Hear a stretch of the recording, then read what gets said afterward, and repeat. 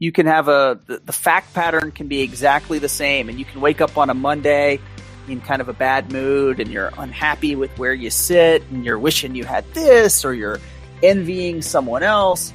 Tuesday, you may wake up and you haven't fundamentally changed your life, but your outlook can be radically different. And to a large extent, I believe that we have the ability and the power and the opportunity to control that.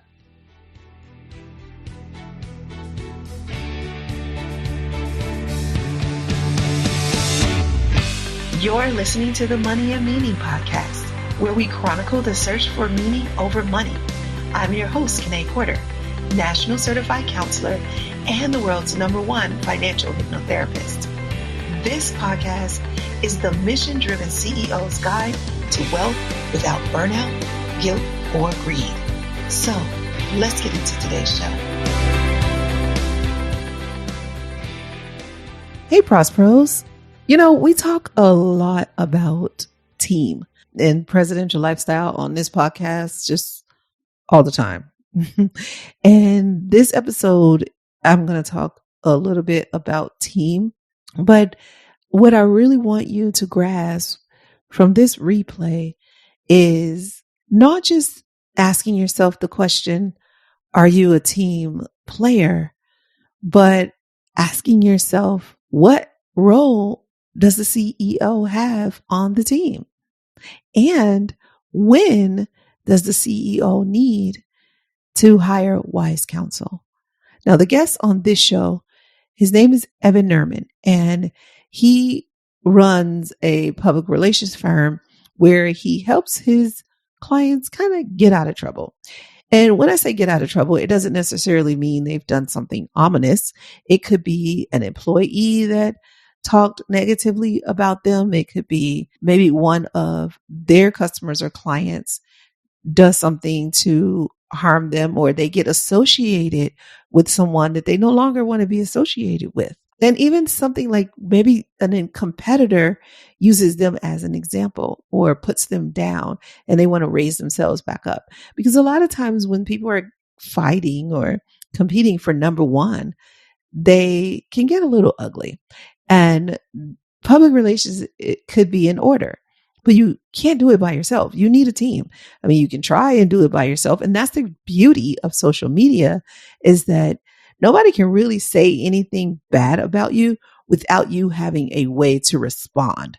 You know, remember back in the 80s and even the 90s, where somebody could post something about you, and unless you had some sort of connections to get in a newspaper or magazine or on a television show, you really couldn't rebuttal and forget it. If it was a television show that said it about you, then you can just forget it, especially the news. Your reputation was gone, and it really took a lot to get it back. Well, these days it can happen faster, and it can happen even faster when you have somebody on your team like Evan, who can help you craft the right message. And what was so fun about this episode is that Evan and I connected. And as you know, I connect with a lot of my guests on the show, just like they're friends. But during this search for meaning over money journey, that, you know, as we were chronicling this search, this project, what I found was that I was connecting with CEOs in a way that allowed me to dig into their lives and psyches and answer questions for them just by doing these episodes.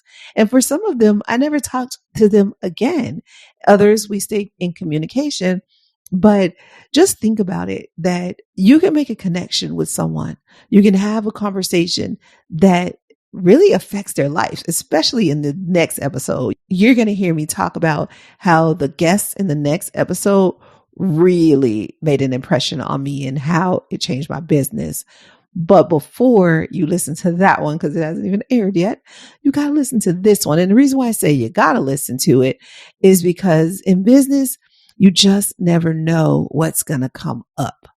And you might be thinking you want to do this on your own, and then you just have no idea that you could just mess it up a little bit more if you don't get wise counsel. And Evan talks a lot about this. And what else he talks about is he gives you some And I guess it would be case studies. He tells you about how he's helped certain clients and he tells you stories about what it was like. To me, that's the best way to learn. Hear from somebody else's story. Would you agree? I mean, you could do it on your own or you can, push through. We already talked about the hard work that baby boomers and Gen Xers sometimes like, that road. Some people like that suffer story and they attract that kind of drama into their business and their lives.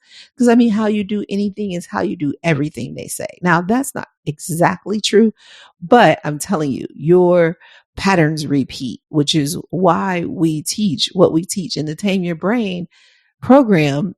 As a practitioner, you learn to teach change management. You learn to get people to their highest self. And you do that by shifting those patterns, because if you're doing the same thing, you're not likely to grow. You could maintain, but what about growth? And that's what I talked a lot about with these CEOs in the Search for Meaning Over Money project. This episode is really cool. I don't really have a promo for you, so to speak, today, but what I will tell you is if you're not already a part of our Search for Meaning Over Money community, you may want to join.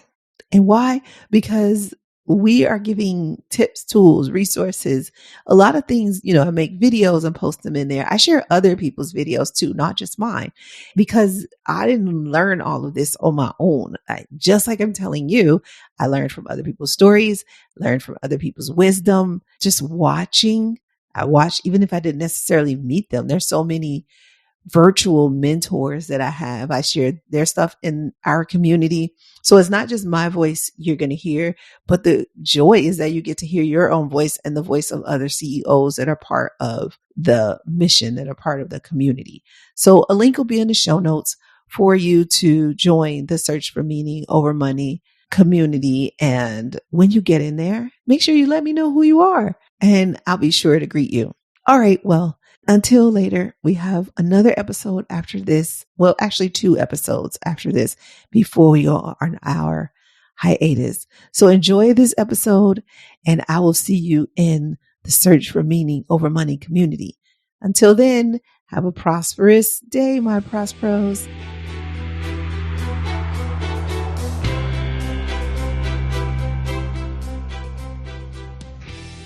Hey there, my prosperity pros. Welcome to this edition of Presidential Experience Podcast. I'm your host, Kanae Quarter, National Certified Counselor and the world's #1 clinical hypnotherapist specializing in financial therapy and stress management. For this CEO conversation episode, we are speaking to another EO member, Evan Nierman. He is going to help us explore the topic of crisis management and public relations. Whether it's a public scandal or an international pandemic, having a plan and being prepared for a crisis is important, especially when your audience starts to get bigger, when you become a bigger influencer, when you're more in the limelight. And I'll explain a little bit about that later, but the bigger your audience gets, the bigger the crisis can be. Anyway, before I talk about that, first, let me introduce you to our guest today. Evan Nierman is founder and CEO of public relations and crisis management agency, Red Banyan. And Red Banyan executes effective public relations and strategic communications campaigns for national and international clients. Evan is a deeply experienced communications professional who has provided counsel to senior business leaders, high-profile individuals, and government officials. Evan is smart, strategic, interesting, and very passionate about the details of his work. Today, he is going to help us chronicle the search for meaning over money as we address managing stress, using public relations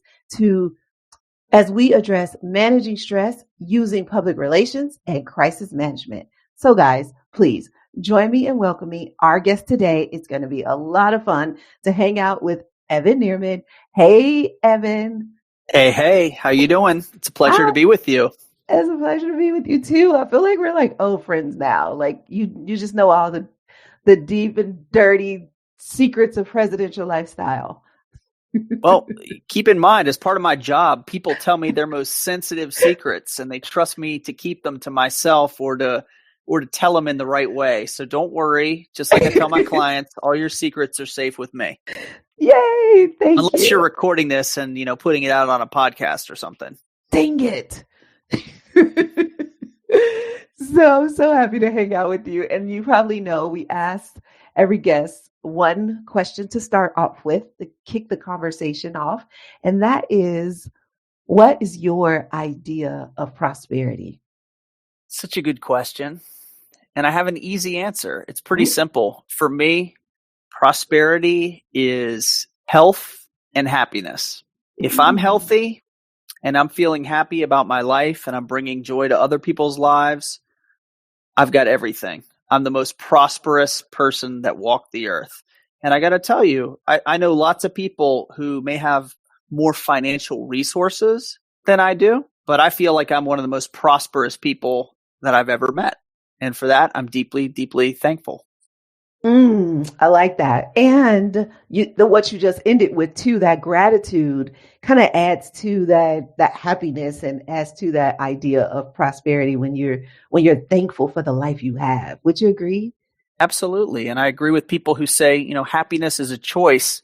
You can have the fact pattern can be exactly the same. And you can wake up on a Monday in kind of a bad mood and you're unhappy with where you sit and you're wishing you had this or you're envying someone else. Tuesday, you may wake up and you haven't fundamentally changed your life, but your outlook can be radically different. And to a large extent, I believe that we have the ability and the power and the opportunity to control that. Yeah, we do. And that still goes into the work that you do, right? That's part of that is your lifestyle and your mindset, but that also is part of the work that you do. Am I right? Well, in this job, optimism is essential because when you're dealing, especially with companies or individuals who are facing a crisis, what they're looking for in that moment is someone who can guide them through the storm, can get them through the rough seas and take them to a place where they can move forward with their lives, with their business. So I don't believe positivity is an option because it's something that I have to deliver for the clients and my team has to deliver for our clients. Because as I said, when people are in need and when they're facing complex, dangerous circumstances, they're looking for a steady hand to guide them, and being decisive and being strong and being positive and helping them see and believe and develop a sense of certainty that you will get through this. We can help you. It's really an essential element of the work that we do. That is so good. It's so true. And as a therapist, that's sort of the work that we do too. And it seems like there's sort of I know therapy is in your family and your background, but it seems like there's sort of a therapy element there too, for you to keep them so poised and prepared through the process, would you say?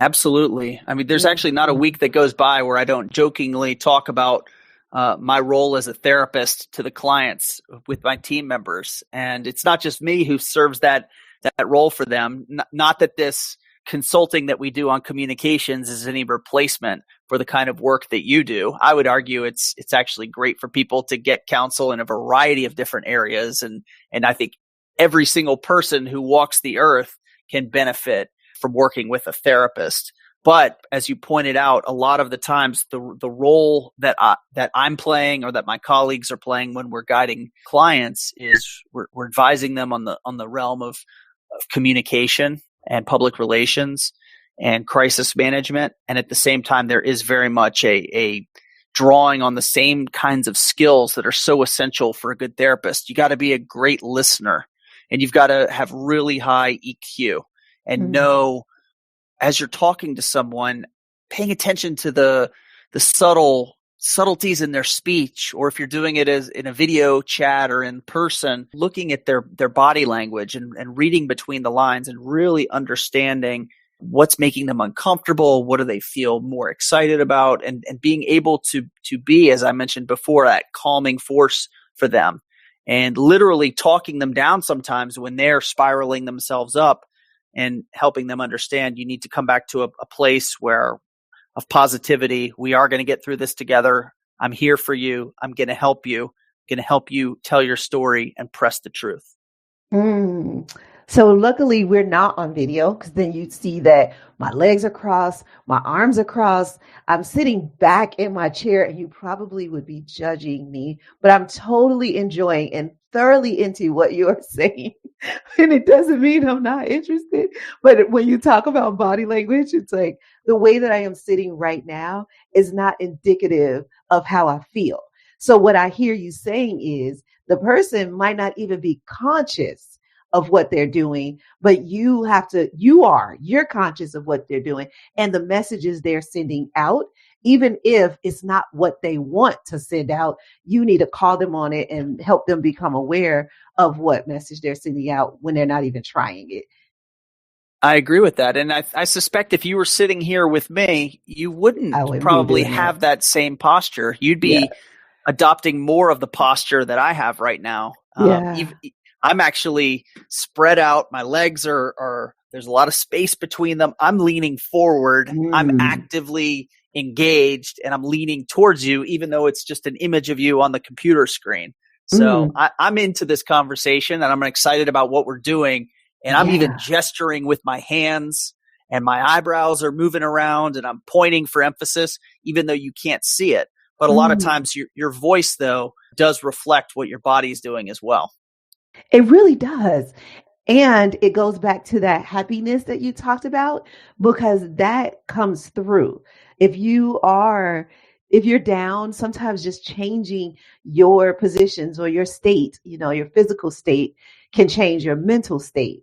100%. And in fact, one of the what I think is one of the most valuable TED Talks that's out there, I'm sure you watch a lot of TED Talks Mhm. just as I do, is Amy Cuddy, who's a professor at Harvard, who has a fantastic TED Talk that talks about how your body language changes your mind.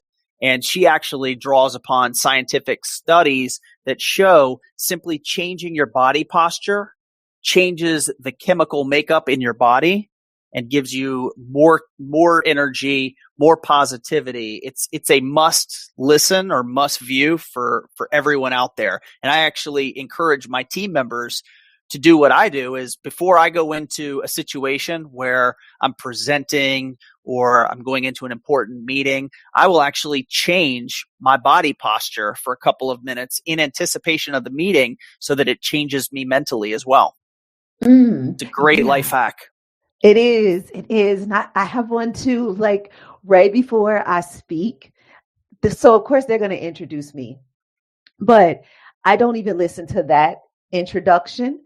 I have another introduction. It is kind of like the future introduction, because I'm not a New York Times bestselling author yet. But in the way that I describe myself in my like manifestation introduction, I introduce myself that way. So I kind of close my ears to what they're saying, and in my head, I'm doing my future introduction, which gives me even more power. So when I go out on that stage, I'm like on 10, because I just feel like that person that I just described. And that adds to that level of confidence that you need to go out there and command the stage, whether it's a stage of one, because sometimes it is just one powerful person that you're meeting with. And that can be scarier than meeting with a room full of 10,000 people. It can be Mm-hmm. because when you're on a stage, for those of us who've had the opportunity to speak to groups with the stage lights in your eyes, it's actually, you don't connect with someone from the stage to the audience in the same way that you do when you're sitting face to face with an actual person with whom you're having a conversation. So it can actually be it's certainly less personal. And I tend not to get jitters about speaking to big groups because you can really only realistically see some of the people in front of you. Mm-hmm. And once you get to speaking to bigger and bigger rooms, it's impossible to see everyone out there. That's so true. And then it just kind of glazes over to just like just like one big blur. And so I'm with you. That nervousness is not the same when you are speaking to, let's just say, 2 or 3 people in a room where you can look at each person and you can see every expression on their faces as you talk, and you're like, oh shit, she didn't like that. Yeah. That's true. I mean, look, I'll give you an example that I got teased by my colleagues because I was giving a TEDx talk at the headquarters of Oracle out west in California. And if you would have asked me how it went, I'd say, I think it went great. The audience seemed to be really into what I was saying. However, when they went and posted the video online, about halfway through the talk, someone gets up on like the second or the third row and just walks right down the aisle out of the room in the middle of the presentation. They were teasing me in my office. I said, well, I guess there was at least one person who didn't like your talk too much. I know, right? And I don't know if you've ever seen Nina Simone's documentary, but you know the singer Nina Simone, she used to tell people if they did that, she'd sit down, and she would stop the show and like sit down and would not start back until they sat down. Okay, I'm not sure that's something I would endorse. No, but it is not. I mean, I don't know. If you want someone to think of you as a diva, that sounds like a great strategy. Exactly. No. I don't think you would endorse that at all. That behavior is unacceptable. But I thought that was interesting when I heard that about her. So you could have employed that if you wanted to be known as a diva. But my whole point was I didn't even see the person. I thought I had them all, eating out of the palm of my hand, and they were giving me rapt attention. Little did I know they were running for the exit. And that's the great part about it, because it doesn't change you in the moment, because you're delivering, and that means you're all the way in. And if you are influenced by the audience, whether that one person walked away, everybody else could have been in, because not everybody is going to resonate with what you say. So if it's 90 people in the room and that one person walks out, you still have 89 to speak to, and not let your focus get taken away by that one person. Well, thank you. I feel better about myself now. That's my job. Yeah. You're really good at this. So I'm wondering, so that's a bit, kind of a mindset. That's your mindset that we're talking about. And it can easily be shifted. And a crisis, and especially a big crisis, can shift it quickly, like a catastrophic event, and bam, brain is gone. You're in the amygdala, you are all emotional, and your logic is out the door. What do people do to stay focused, I guess is the word, or stay logical in the face of a crisis? Well, many of them don't. And that's why I have a job. And that's why we have a critical role to do as crisis managers, is because when you're actually talking about a crisis or learning about someone else's situation, it has a fundamentally different impact on you physiologically, psychologically, than when you are the person in the midst of that crisis. And I think everyone out there knows what I'm talking about when I say that there's been that moment before where you did something that you shouldn't have done, and then there's that moment of realization, and you've just got that pit in your stomach, and you feel flushed, and maybe your throat is dry, and you're feeling anxious and nervous. Well, when a person is in a crisis, that's going on for a prolonged period of time. And so it's very, very difficult to make rational, smart, strategic decisions when you're in the midst of the crisis. And that's why it's so valuable to bring in someone who is a dispassionate outsider who can step in, keep a cool head, and has the experience of having guided other people through, most of the time, similar circumstances, and not in the pressure of the moment, relying strictly on yourself to make rational decisions. That's a recipe for making big mistakes and further compounding your crisis. Okay. So originally my follow-up question to that was, how do they get there? But it sounds like you answered that. And that is, don't expect themselves to get themselves there. They need that outside third party to be able to put those pieces together that they can't even see from inside the crisis, because technically that's where they are, inside the crisis. And because you're that neutral third party, you are outside the crisis and you can see it from a different vantage point than they can see it. So you can put pieces together that they might not even be able to see. Absolutely. Or be a sounding board and provide input, because a lot of times people in crisis, what do they do immediately? They reach out to those who they know care about them the most, whether that's family members or colleagues or friends. And so sometimes by the time we get the call, we're actually helping that individual also sift through a confusing barrage of sometimes contradictory messages from other people. And I think the way that I would describe this, look, we're talking about it in very philosophical terms right now. I'll give you a concrete example from the last 24 hours that I think speaks to this. We got a phone call from someone who was in a state of crisis yesterday. This call came in yesterday. The person's in a state of crisis because this individual was targeted by someone online who tricked him into getting naked over a webcam. Holy crap.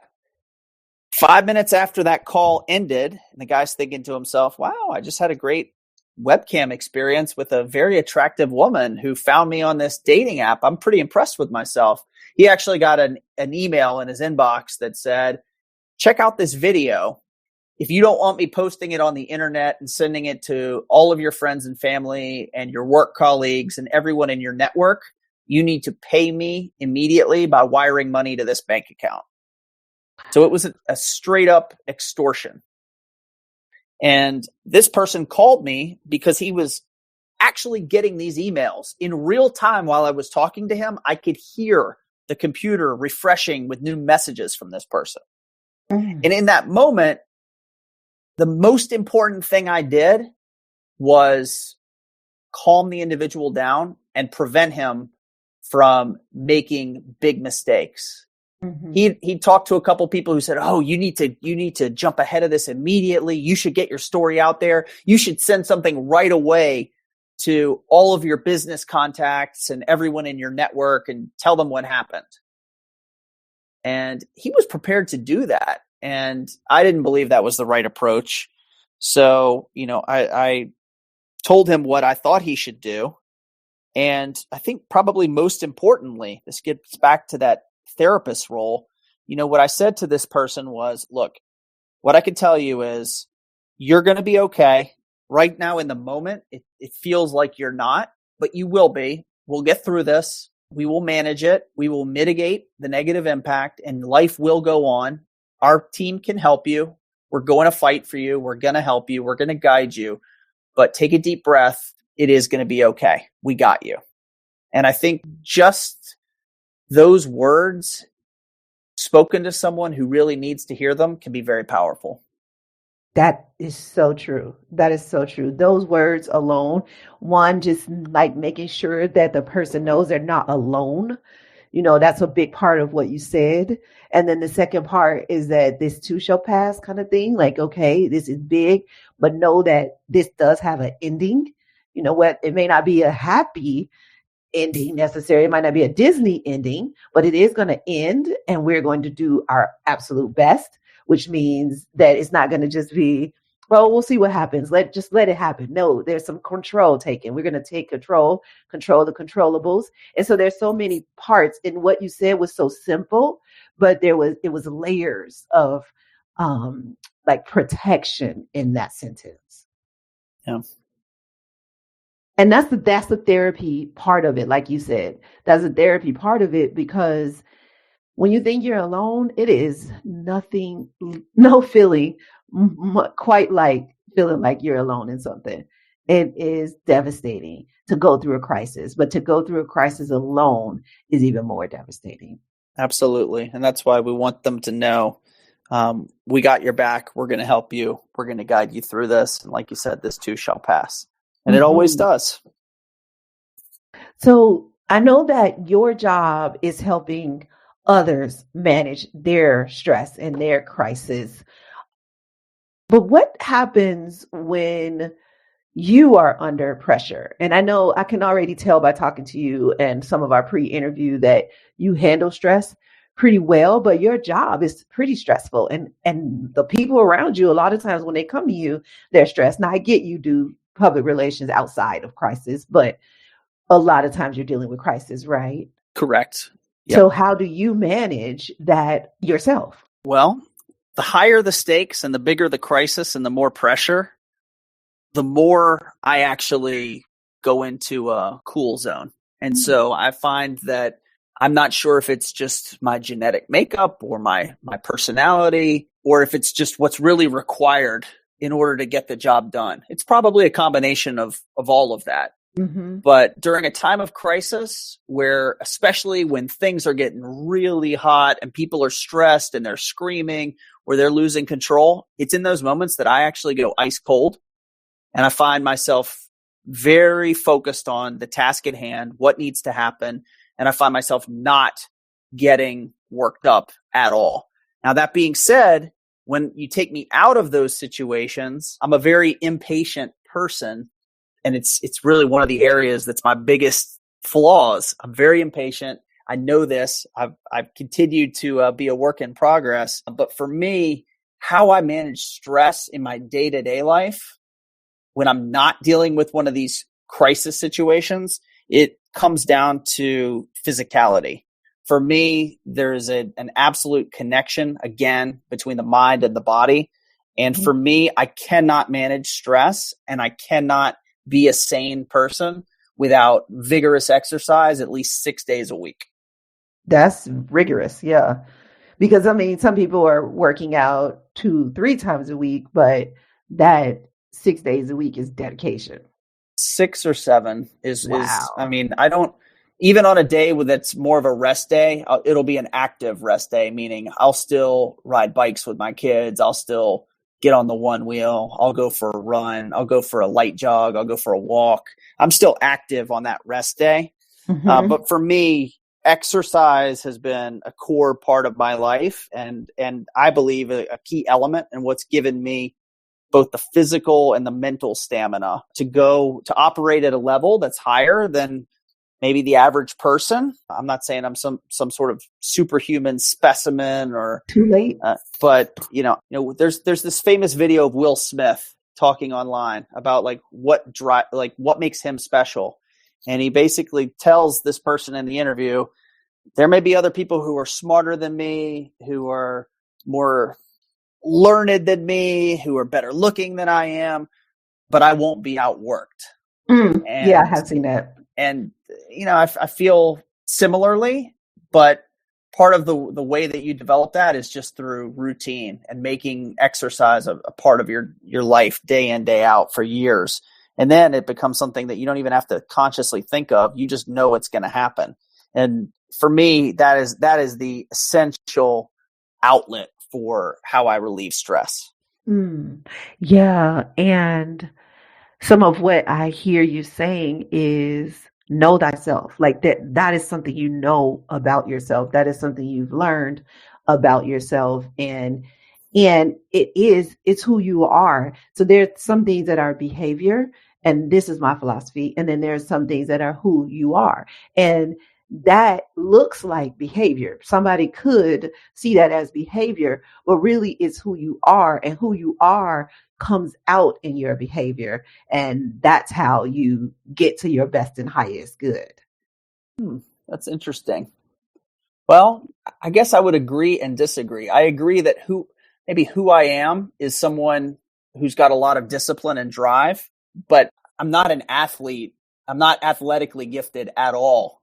And, I was a soccer player my whole life up until college. I played 4 years of Division I soccer in college. And after that, I gave it up because I was going to start a professional career, but it wasn't going to be as a professional soccer player. And I never had the physical attributes of the other players, but similar to the Will Smith anecdote, I spent years and years making sure that I developed skills that take time to develop. So I don't, some people are gifted athletes by nature. In my case, I just think it was more, that was one area where I could apply the drive that was innate. Exactly. Who you are is that drive. So not the athlete. That's not who you are. The drive is who you are. So that's going to show up in everything you do. It's not going to just show up in how you perform as a soccer player or as a cyclist or whatever it is that you're doing for that day running. That's going to show up. That drive shows up in everything you do because that is who you are. I think you're right. See, I told you I was good at this. Am I going to have to pay a bill at the end of this? I'm just curious. I'm okay if I do, but I just would, because No, I'm getting a lot out of this. So I'm almost feeling like I need to write you a check right now. No, this one is on me. This is pro bono. Okay. All right. Yeah, Well, thank you. this is the benefit of being my friend. All my friends get get free. I don't even call this therapy. It's just like, it's just free Kanaism. Okay, I'll take it. I know, and I'm enjoying this conversation so much because you bring to the table this incredible expertise, and then when you have this know-how, this and really call it this certain something, the French, they say this je ne sais quoi.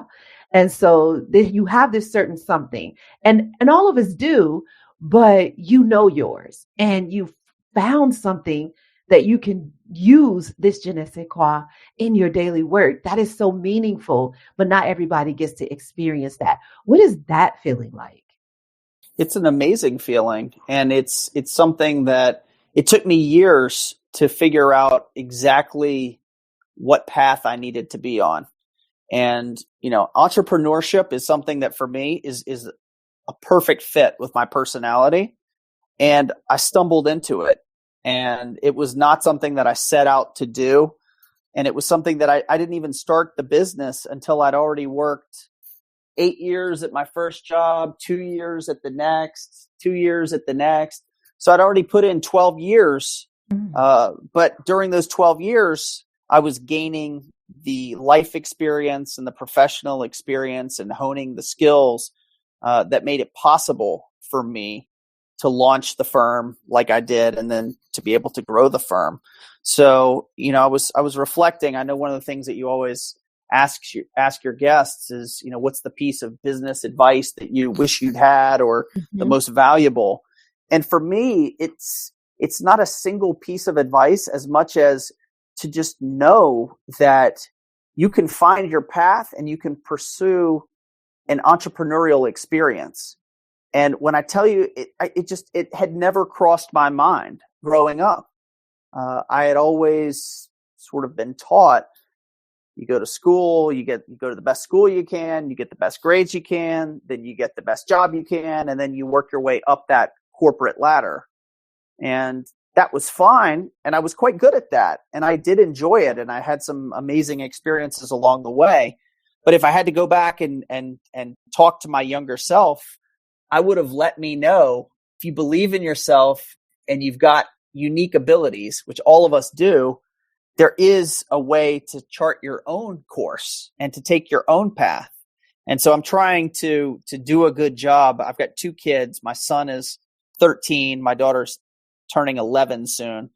And I've tried to do for them what I didn't have the opportunity in terms of having a parent really focus on entrepreneurship and encourage that finding of your own passions and your path. And my hope is that my kids, they'll find their own path, and at least, even if they decide that's not for them and to work for a big corporation or something is a better fit, at least they know that there is this other path out there. Mm-hmm. Yeah, that's so good, because part of my story is that my parents worked corporate and they both got laid off in the same year. And so they raised us to be entrepreneurs. And I was older by the time they started, since this happened when I was 18 years old. But it was like, go to school, of course, get a degree, because you'd always have that to fall back on. But your plan A should be the entrepreneurship, and the job should be the plan B. That shouldn't be your, focus. And so it's interesting, because I don't see the world the same way most people do. Like you said, that programming is to go to school, get a job, that society tells you to do. But both paths, either path is fine. You had a great life in your corporate life, and then you had an amazing life as an entrepreneur, just really being able to live out your true passion. And now you can tell people what both sides look like, and teach your children what both sides look like, so they can experience it for themselves and then decide, on the other side, which one is best for them. Couldn't have said it better myself. You nailed it. Thank you. So I have we are coming to the end, and you kind of already answered my last question, which then makes me say, well, I guess I have two more questions since you already answered. Because would you say that is the best advice you've ever received, or the advice you wish somebody would have told you? That's our question. Yep, that's what I'm. Okay, that's what I'm going with. Okay, cool. So now you're going to have to, on the fly, come up with something else to throw at me. Okay, so I'm going to go with, so I'm toying between these two. And if you listen to the podcast, I'm usually toying between the last couple questions. And I'm like, oh, how do we end this powerfully? And I think it's around survival and sacrifice, because I know that you have pushed through some things. And so can you talk to us a little bit about what it is to maintain or sacrifice? I think the question that I really want to ask is, when you are surviving, moving through this business, what is the driver to keep you going? Because when you are up against, do I quit or do I keep going? Something has to get you to that other side. Yeah. And I think I'm not unique in that a lot of entrepreneurs, and I would venture to guess nearly all of them, have had a moment in time where things were tough in the business and he or she thought to himself or herself, is this really worth it? Is it worth it to continue down this road? This is hard and I'm by myself and it's lonely here. Mm-hmm. And, I've had that experience more times than I would like to admit. And I've had a business that at this point is 10 years old and has had an amazing growth trajectory, but it hasn't been this fantasy or this fairy tale that you get when you read the newspaper or read blogs and you hear about this masterful entrepreneur who comes up with a great idea and overnight success. I don't buy it. It happens, 1 in a million, maybe, probably more like 1 in 10 or 20 million, where you get a big success story like that. Mm-hmm. But for most of us, it's incremental improvement and growth. But there has to be a level of commitment and strength that an entrepreneur possesses, because without that, this is just too hard. And the easier path is to wave the white flag, to surrender and go back to plan B, or whatever that plan B looks like. And I think for me, when I've stared down that decision point, for me, it's digging deep within myself and thinking, do I have the conviction that I'm on the right road? And if I believe that I am, and if I believe in myself, I'm not going to let myself quit at this point. I'm going to push through this.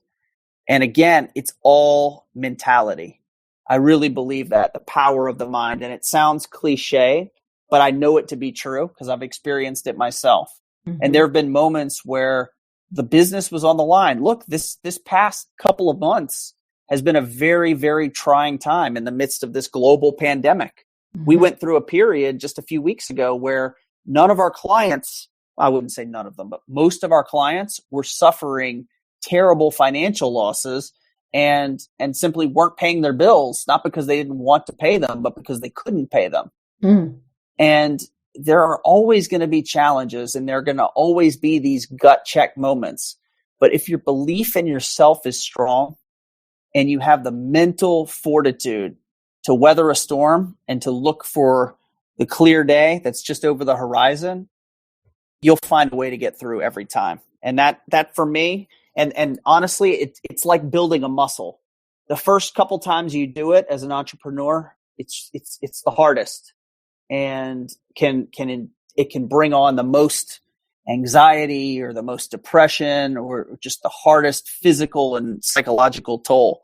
But it's like any other muscle. As you strengthen it, you get better and better, and it grows. And so at this point, having spent a decade doing this, I know that I've gotten through tough times before, and I know that there will be unexpected twists and turns. But I've developed that resilience, and I know that I believe in myself. And entrepreneurs who believe in themselves and are willing to stick it out and survive when the times get tough again, they'll be able to draw upon the knowledge, not just belief that they can do it, but knowledge that they will because they've done it before. Mm-hmm. Yeah, we have a saying here at Presidential Lifestyle: when you believe it, you'll soon see it.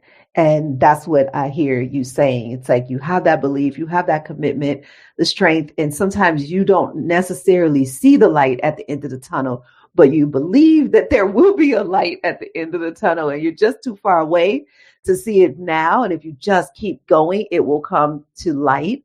And then, aha, now you see it. That's what I hear you saying. Yes. Yeah.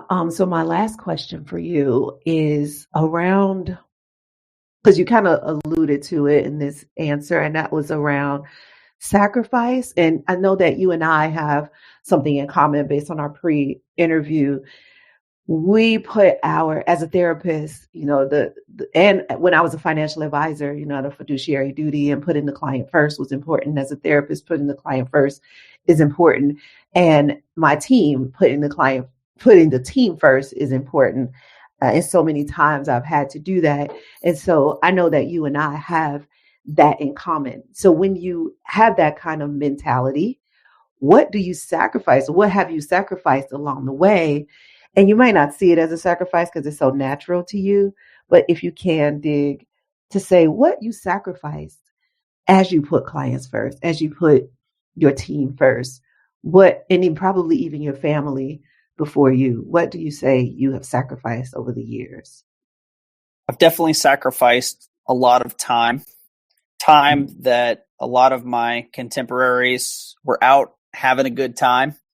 I was very focused on trying to better myself or better the business. And so there've been lots of times where I've missed out on relaxation, which I believe I'm going to earn it back down the road, because I'm going to be able to have, basically at this point I have the option of, I can work for as long as I want. And I can also stop working whenever I want. For me, it's not work, it's my calling, and I enjoy it. So it's hard for me to ever imagine this concept that for me is an aberration, this retirement concept, because I'm of the mentality you find something that you love to do and then you're never working a day in your life. I've sacrificed certainly time with my family, and I've forced them to have a lot of family occasions and whatnot where it would have been great for me to be there, but I wasn't, because I was simultaneously, at the same time trying to be a great dad, be a great husband, also feeling this duty to the clients and also to my team and the family members of my teammates who rely on them to be successful in their jobs. So, just last year I was with my family in New Orleans at the Jazz Fest. It was a great time. We were there for just several days, and I got an incoming crisis call, and the person needed my help. And this was one of those ones where it was a literal life or death situation. It involved a loss of life and was a very serious crisis. And I left the fairgrounds, got in a taxi, went to a store, bought a suit, tie, shirt, shoes, socks, belt, everything, and left my family to spend the last 2 days there. And I got on a plane to go to New York to meet with someone. And, that's a sacrifice. And I know that my kids would have liked to have me at the Jazz Fest for another day or two with them, but they also understood, because I came back and I talked to them about the work that I'd done and how I'd tried to help this individual. And so, my hope is I understand that, especially when your kids are young, you can't ever get back time. But on the flip side, by being entrepreneurial and starting my own business, it's also given me the chance to, even when I have to sacrifice times like that, the flip side is I get to do things that I couldn't do if I worked for someone else. So, I could take my family backpacking in Peru for 16 days and not answer my phone, not look at email. And I could give my kids that kind of life experience. So it's just like everything else in life. It comes with trade-offs. Yeah. And I don't focus on the sacrifice, and I don't hold myself up as some sort of a martyr. I just see it as it's just part of what's required if you're going to be driven and successful. Yes, it is. It is. It's definitely part of it. And it's also how your family expresses that too, is that they understand those trade-offs and they understand what their dad does and how they can benefit on one end. So it's like you take the good with the bad, and I hate to call it good and bad because it's not quite either or, but you take all the parts. Let's say that you just take all the parts. Absolutely. Mm-hmm. Yes. I don't want this to end. I am having so much fun. Well, you can book a session with me next week, and we can call, and we don't even have to record it. We can just chat and catch up. That's true. That's true. Should I send you a link to my calendar, or you'll send me a link to your calendar? I think it's probably better for me to send you because mine's a little crazy these days. I know. I'm sure yours is too, though. Yeah, it's not a contest. No, that was funny. No, you're right. It's an interesting time right now, and in one sense, you and I have this really great ability. I've already learned this about you, and we have a great ability to enjoy the moment. And even though there's a lot going on in the world right now with our clients, with our families, with strangers, we can still be in this moment and then get out and do our work in another moment. Absolutely. I agree with that. And Yeah. Look, this is a tough time for everybody. And, but just like we tell our clients who are in a time of crisis, we have to remind ourselves who are in a time of crisis that, this too shall pass, and we will weather this storm, and we will get through it. Our world is going to be forever changed. But all of us need to be prepared to dig in for now and draw upon resilience because we're going to need it. Yes. And I want to end on that note right there. So the last thing I would like for you to tell people, and I know you have, TED Talks and YouTube videos, where would you like people to check for you? If people are like, man, I want to know more, I want to listen more, tell me more about Evan, where would they go to connect with you? Yeah, so the best place is probably our website, which is redbanyan.com. And I blog there, so share a lot of thoughts. You can follow us on social media. We're on Facebook, Instagram, Twitter, and also people are welcome to connect with me personally on LinkedIn. I'm happy to accept LinkedIn requests and to continuously grow my network of good people. So you can find us at any or all of the above. And as you mentioned, we do have videos on our YouTube channel as well. So love to hear from you, love to connect with you. So send us an email, reach out. We'd love to be in touch. Awesome. I'll put all of that in the show notes, guys. And Evan, I am just so thankful for our time together. So thanks so much for hanging out with me today. And this was incredible. I had a blast. Thank you for having me. So guys, thank you for staying all the way to the end, for hanging out with us and listening and bringing to this conversation what you bring, because we couldn't do this without you listening. And remember, every crisis does have an ending. Like we said, it may not be a happy ending, a Disney ending, but it will end. This too shall pass. And you're not alone. Many high achievers, CEOs, entrepreneurs are experiencing the same things you are going through right now. So you're not by yourself. And we can all talk this through. Conversation is what helps get us through the hard times. Whether you're talking private conversation with someone like Evan or me, or in a group conversation, or in a organization like EO, just don't do this alone. So it's your choice. Just find a community. You find the one that's right for you. And Billy, remember this, you are a prosperity pro. So keep going, keep listening. I will see you here next week. Share this with a friend and have them join, because it does not have to be lonely at the top. You can take people with you, and I'm taking you with me, and I encourage you to invite some friends. So I'll see you next week, and thanks for listening, guys. Thanks for listening all the way to the end, my Prosperity Pro. I want to stay connected with you. Here are 4 ways. Pick the one that works best for you if you want to stay connected with me. 1, if you have any questions, I'd love to answer them. Send them to podcast@presidentiallifestyle.com. I'd love it if you would make a 1 or 2 minute audio message and attach it to an email. That'd be the easiest way for me to get it. Ask me anything about creating a life of meaning over money, and I'll get you an answer. Remember, the email address is podcast@presidentiallifestyle.com. 2, subscribe to this podcast and share it with your friends, because you guys might want to have a discussion about it, especially if they're a CEO who wants to shift from the old American dream to a life of meaning. 3, we try not to have any sponsors on this show unless they are truly in line with our values. I mean, really a good fit. So that means we fund this podcast ourselves. I'd like you to take a look at our resource page to see if there's any products or services that we recommend that are right for you. If not, no worries, maybe later. If so, please use our affiliate link to purchase. Thank you in advance for doing that. You are such an amazing person. Okay, 4 and last.